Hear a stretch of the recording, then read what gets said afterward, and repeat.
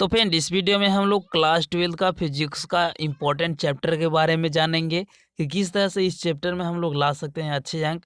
Physics का अगर आप लोग तैयारी कर रहे हैं, 12th वाले स्टूडेंट 2021 में परीक्षा देंगे, तो इस वीडियो को लास्ट तक जरूर देखें। इस वीडियो में आप लोग को बतलाऊंगा कि फिजिक्स में हम लोग अच्छे स्कोर कर पाएंगे, 60 से 80 नंबर आराम से उठा लेंगे अगर इस ट्रिक, इस मेथड, इस इम्पोर्टेंट चैप्टर को पढ़ते हैं इस प्रकार से। तो चलिए स्टार्ट करते हैं। उससे पहले बता दूं कि इस चैनल पर नई बार हैं तो चैनल को सब्सक्राइब कीजिए, साथ ही बगल वाले घंटी को ऑन कर लीजिए ताकि इसी तरह से रेगुलर वीडियो मिलते रहेंगे। डॉट नेट किसी भी क्वेश्चन में प्रॉब्लम है तो उस क्वेश्चन का फोटो खींचिए, क्रॉप कीजिए और सबमिट कीजिए। वीडियो सोल्यूशन मिलेगा मात्र 5 सेकंड में, चाहे वो क्वेश्चन होमवर्क का हो, CBSE, UP, Bihar, MP, Maharashtra, Rajasthan, किसी भी बोर्ड का हो, क्लास 6 से लेकर क्लास 12 नीट आईटी जेई का हो, किसी भी सब्जेक्ट का हो, physics, chemistry, math and biology का हो, और सब्जेक्ट का मिलेगा सोल्यूशन। साथ ही डॉट नेट पे क्लास 9 से लेकर 12 तक लाइव क्लासेस हिंदी और इंग्लिश मीडियम में चल रही है। 3 करोड़ से ज़्यादा बच्चों ने डाउनलोड किया है, तो आप भी डाउनलोड कीजिए dot net app, link description में दे दिया गया है। सबसे पहले देखिए बतलाया गया है कि भौतिक के प्रकाश व विद्युत चैप्टर को नियमित करें अभ्यास। यानी भौतिक से जो आप लोग को ऑप्टिक्स ऑप्टिक्स आप लोग को पढ़ाए हैं, आप लोग नहीं पढ़े हैं तो डिस्क्रिप्शन में लिंक दे दूंगा जहां से मैम पढ़ा रही हैं, ठीक है। तो प्रकाश व वैद्युत चैप्टर, जैसे इलेक्ट्रिसिटी हो गया, करेंट इलेक्ट्रिसिटी हो गया, ठीक है। तो इस प्रकार से ये चैप्टर से भी काफ़ी अच्छे ऑब्जेक्टिव और क्वेश्चन आंसर पूछे जाते हैं। ऑप्टिक्स और मॉडर्न फिजिक्स तो सबसे ज़्यादा इंपॉर्टेंट है, तो आप लोग से रिक्वेस्ट है कि प्रकाश के और मॉडर्न फिजिक्स ये दोनों को तो छोड़ना ही नहीं है। सबसे पहले हम लोग जानते हैं कि क्या हम लोग कुछ कर सकते हैं इसके लिए।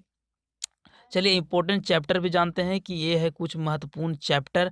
तो सबसे पहले चैप्टर को जानते हैं कि क्या हम लोग कौन सा चैप्टर पढ़ सकते हैं, क्योंकि आप लोगों को पता होगा कि सिलेबस में कटौती तो नहीं हुआ, तो हम लोग क्या सभी को पढ़ें। समय तो कम है, तो ऐसे में क्या पढ़ सकते हैं। तो बेहतर अच्छे अंक लाने के लिए स्थिर वैद्युत, ठीक है, इलेक्ट्रोस्टैटिक्स, विद्युत धारा, करंट इलेक्ट्रिसिटी, विद्युत धारा के चुंबकीय प्रभाव और विद्युत चुम्बकत्व, और यहाँ पे विद्युत चुम्बकीय प्रेरण, ये भी क्वेश्चन पूछा जाता है कि विद्युत चुम्बकीय प्रेरण क्या है, प्रत्यावर्ती धारा क्या है, विद्युत चुम्बकीय तरंग क्या है, प्रकाश की द्रव विकिरण, दोहली प्रकृति, परमाणु एवं नाभिक, इलेक्ट्रॉन युक्तियां, संचार प्रणाली। यानी ये जो हो गया हमारा संचार प्रणाली, ये भी काफ़ी ज़्यादा इंपॉर्टेंट चैप्टर है।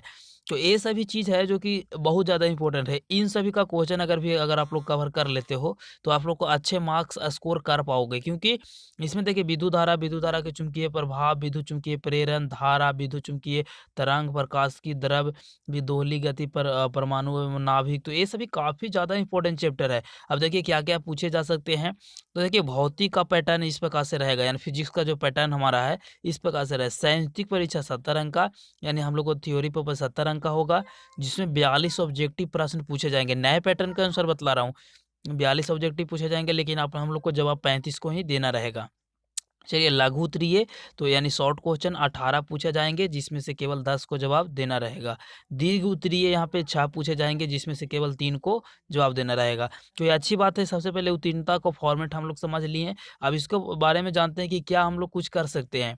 तो कुछ करने के लिए हम लोग इन बातों को ख्याल रखना होगा। सबसे पहले कि हर दिन 3 से 4 घंटे हम लोग को फिजिक्स को देना ही पड़ेगा। अब यहाँ पे बतलाया गया है कि भौतिकी जितना भी ये सभी चीज़ को बतलाया गया है, फिजिक्स के प्रोफेसर बिहार बोर्ड के अध्यक्ष ने इन सभी चीज़ों को बतलाई है, ताकि इन सभी चीज़ों को अखबार के ज़रिए बतलाया गया है। भौतिकी की तैयारी पर दें, लिखने का अभ्यास हर दिन 2 से 3 घंटे करें, न्यूमेरिकल प्रश्न को उत्तर देने को नहीं रहेगा दबाव। अब देखिए स्टूडेंट को लग रहा है कि सर हम लोग थ्योरी पेपर करेंगे, ऑब्जेक्टिव करेंगे, तो न्यूमेरिकल पढ़ने का समय नहीं मिलेगा, तो बिल्कुल आप लोग न्यूमेरिकल छोड़ भी सकते हो। न्यूमेरिकल प्रश्न उत्तर देने का नहीं रहेगा दबाव। अब देखिए स्टूडेंट को लगेगा सर न्यूमेरिकल तो कैसे पढ़ें, क्या पढ़ें, तो इसको आप लोग छोड़ भी सकते हो, क्योंकि देखिए अगर 42 ऑब्जेक्टिव पूछा जाता है तो जिसमें हम लोग को जवाब कितना का देना है, 35 को।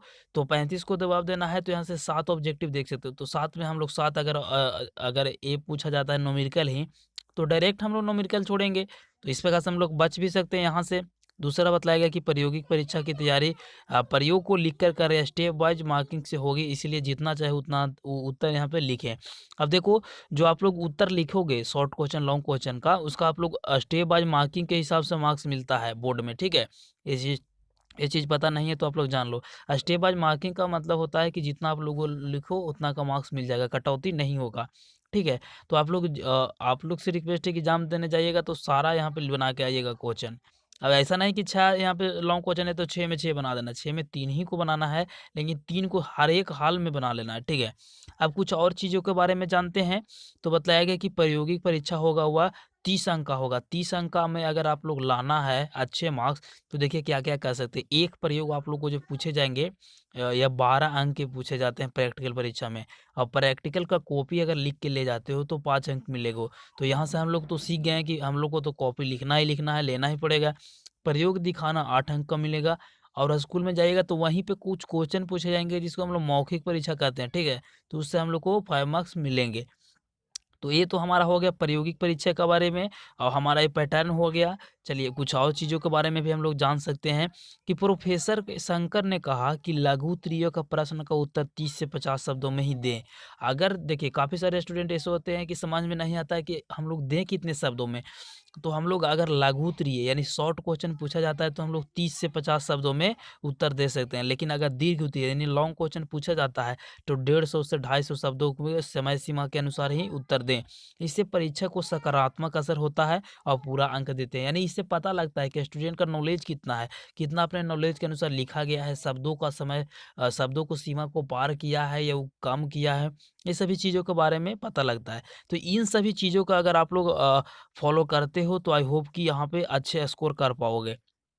ठीक है, तो यहाँ पे भी सेम क्वेश्चन बतलाया गया है कि उत्तर देने का विकल्प इस प्रकार से रहेगा कि बोर्ड ने कहा कि इस बार विकल्प प्रश्नों की संख्या बढ़ाई गई है। वस्तुनिष्ठ प्रश्न 35 पूछे जाएँगे जिसमें से 42 पूछे जाएँगे जिसमें से 35 को जवाब देना होगा। वही लघु उत्तरीय 18 जिसमें से 10 को जवाब दीजिए, और यहाँ पे दीर्घ उत्तरीय 6 रहेंगे जिसमें से 3 को उत्तर देना होगा। तो ये चीज़ तो मैं पहले भी बतला चुका हूँ। तो और भी कुछ यहाँ पे चीज़ें बतलाई गई है कि यहाँ पे 80% साहित्यिक होगी जिसमें से गणितीय प्रकार के प्रश्न कम रहेंगे। यानी जो न्यूमेरिकल प्रकार का जो क्वेश्चन रहता है कि इतना माइक्रोफैराड से इतना में जा रहा है तो करंट का इलेक्ट्रिसिटी बतलाइए, एक सब प्रतिरोध बतलाइए कि यहाँ पे रेजिस्टेंस इसका कितना होगा, तो उससे कम पूछे जाएंगे। ठीक है, 10 साल को यहाँ पे बोला गया है कि 10 साल का जो यहाँ पे मॉडल पेपर है उससे अभ्यास कीजिए, 10 साल का प्रश्न पत्र उससे आप लोग अभ्यास कीजिए। आप लोग एक क्वेश्चन बैंक ले लीजिए, उससे आप लोग तैयारी कीजिए। उसमें आप लोग को जितना भी 2009 से लेकर 2020 तक के जितना ऑब्जेक्टिव सब्जेक्टिव पूछा गया उसका तैयारी कीजिए। इतना अगर आप लोग कर लेते हो तो आई होप कि मैं आप लोग को चैलेंज ठोक के कहता हूँ कि 80% कोई भी मार्क्स नहीं रोक पाएगा। और इसमें 4 घंटा तो आप लोग को देना ही पड़ेगा, तो 4-4 घंटा दीजिए समय। ठीक है, हैंड राइटिंग भी लिखिए, फिगर बनाइए, अच्छे तरीके से तैयारी कीजिए। अभी 3 महीना बहुत ज़्यादा होता है तैयारी करने वाले स्टूडेंट के लिए, तो 3 महीना झोंक दीजिए कि हम लोग को नंबर लाना है तो लाना है। ठीक है, तो अगर इस वीडियो के माध्यम से कुछ भी सीख मिला हो तो वीडियो को लाइक ज़रूर कीजिए, दोस्तों में शेयर कीजिए। इस चैनल पर नई बार हैं तो चैनल को ज़रूर सब्सक्राइब कीजिए, और डमी एडमिट कार्ड हमारे वेबसाइट पे आ गया तो वहाँ से चेकआउट कर सकते हैं। मिलते हैं एक नए वीडियो में, तब तक के लिए जय हिंद, वंदे